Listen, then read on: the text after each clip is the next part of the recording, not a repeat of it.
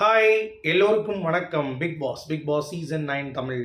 So இந்த வீடியோவில் ஒரே கட்டிலில் கமருதீன் பார்வதியுமா ஐயோ அப்படின்ற மாதிரி ஒரு விஷயம் வந்து நடந்திருக்கு. அப்புறம் பிக் பாஸ் கொடுத்த மிகப்பெரிய க்ளூ என்ன அப்படிங்கிறத பற்றியும் நம்ம வந்து டிஸ்கஸ் பண்ண போகிறோம். ஸோ இந்த 2 டாபிக் வீடியோக்குள்ளே போகிறதுக்கு முன்னாடி சேனல் புதுசாக இருந்தீங்கன்னா கண்டிப்பாக சப்ஸ்கிரைப் பண்ணிக்கோங்க. வீடியோ மறக்காமல் ஒரு லைக் பண்ணிக்கோங்க. இப்போ நம்ம வீடியோக்குள்ளே போகலாம்.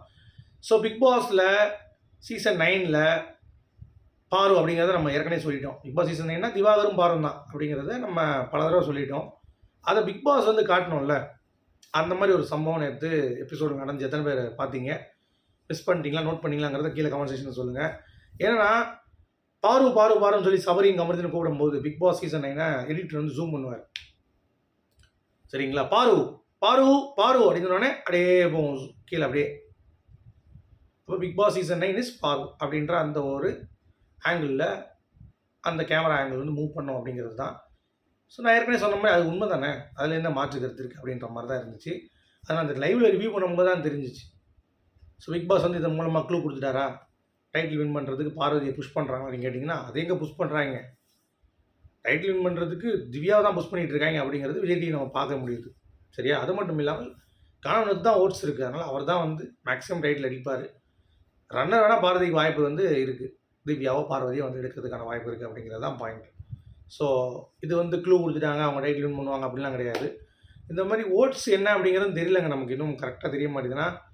சாண்ட்ராவுக்கும் பல்ஸ் இருக்குது நம்மளுடைய இதில், திவ்யாவுக்கு சிலது பல்ஸ் இருக்குது, சாண்ட்ராவுக்கு எல்லாமே கொஞ்சம் பல்ஸ் இருக்குது, பட் பார்வதிக்கு பயங்கர பல்ஸ் இருக்குது அப்படிங்கிறது பார்க்க முடியுது. ஸோ அதை வச்சு நம்ம கணக்கெடுத்தோம்னா வினோத் வின்னரு பார்வதி அந்த மாதிரி தான் எனக்கு ஃபீல் ஆகுது. ஸோ நீங்கள் எப்படி பார்க்குறீங்க அப்படிங்கிறத கண்டிப்பாக சொல்லுங்கள். அடுத்து நேற்று நைட் லைவ் ஸ்ட்ரீமிங்கில் டேய் என்னடா அது ஏமிராதி அப்படின்ற மாதிரி உங்கள் அம்மா வராங்கன்னு சொல்லி சின்ன பயம் கூட இல்லாமல் இவங்க 2 பேரும் ஒரே கட்டில் படுத்து கிடக்காங்க. யார், பார்வதியும் கமருதீனும். கமருதீன் கலர்றான் ஒரு கட்டத்தில், தூங்கிட்டாங்க 2 பேரும்.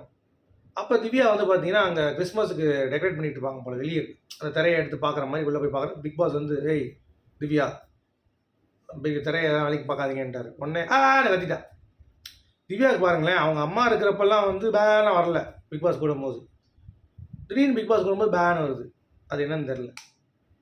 கொஞ்சம் முகரையும் பாரு அப்படின்ற மாதிரி ஒரு பக்கம் சொன்னாகும். இன்னொரு பக்கம் வந்து பார்த்தீங்கன்னா கமருதீன் அப்போ ஏஞ்சி வெளியே வந்து பார்க்குறேன் என்ன பிரச்சனைன்னொடனே திவ்யா சொல்கிறா, இல்லை நான் எப்படிங்க வேலைக்கு பார்ப்பேன் அப்படின்ற.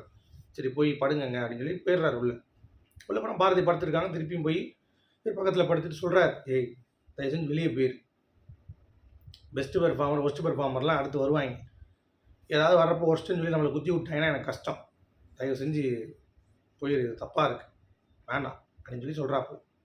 அது ஒரு கன்சர்ன் தான். ஏன்னா பொண்ணு பையனை படுக்கிறாங்க அப்படிங்கிறப்ப அது வந்து ஏதாவது ஒரு நாலு கண்ணு தப்பாக தான் பார்ப்பாங்க. இப்போ சோஷியல் ரெஸ்பான்சிபிள் பர்சனே அப்படி தான் பார்க்குறாங்கன்னு வைங்களேன்.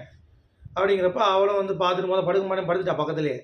அதுக்கடுத்து என்னாச்சுன்னு தெரியல, திடீர்னு ஏஞ்சிட்டு கனி வேற முழிச்சிட்டே இருந்தாங்களா, ரைட்டு ஏதாவது பிரச்சனை ஆகி போயிருன்னு சொல்லிட்டு இறங்கி அது பாட்டு வந்து போயிடுச்சு. நான் அப்போ இதுதான் சொல்கிறது, பார்வதியை சில விஷயங்கள் வந்து நான் அப்படி தான் இருக்கேன், என் ஃபீலிங்ஸ் நான் வேல்யூ கொடுக்குறேன், இந்த மாதிரி பண்ணுறது வெளியே இருக்க மக்களுக்கு அப்படி இருக்காது. சரியா, இவன் என்னடா அது உண்மையாக இருக்குன்னு சொல்லிட்டு பேரில் இப்படி கேனத்தனமாக பண்ணிகிட்டு இருக்கா அப்படின்ற மாதிரி ஒரு விஷயம் வந்து இருக்கும் அப்படிங்கிறது பார்க்க முடியுது.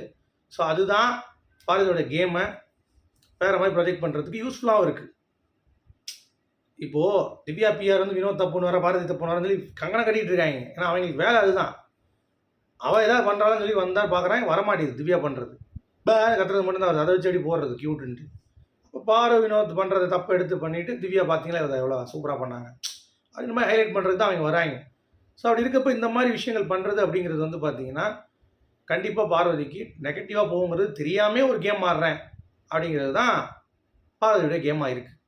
யோசிச்சு பாருங்கள், இதெல்லாம் வந்து கேவலமாக இல்லையா அப்படின்ற மாதிரி தான் ஒரு ஃபீல் வந்து கொடுக்குது அப்படிங்கிறது தான். ஸோ நீங்கள் என்ன நினைக்கிறீங்க?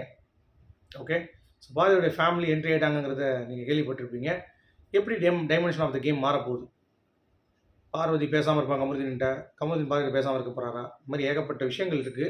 ஸோ வெயிட் பண்ணி பார்க்கலாம். உங்களுடைய கருத்துக்கள் மறக்காமல் சொல்லுங்கள். மீண்டும் அடுத்த சந்திக்கும், அது வரைக்கும்